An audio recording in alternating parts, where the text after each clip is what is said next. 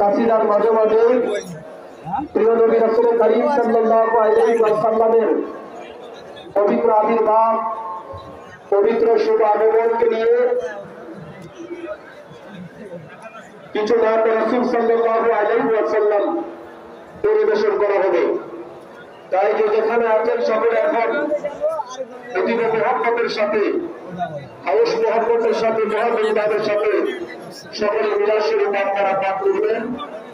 ওরামাই কারাম যারা আছেন আপনারা সকলে বক্তব্য সম্মিলিত হবে এবং মিলাশের তাদের বাড়ির পাবে, যাদের বাড়ির জীবন পাবে, তাদের বাড়ির বাড়ি যারা আছেন আপনারা সকলে দেখছেন।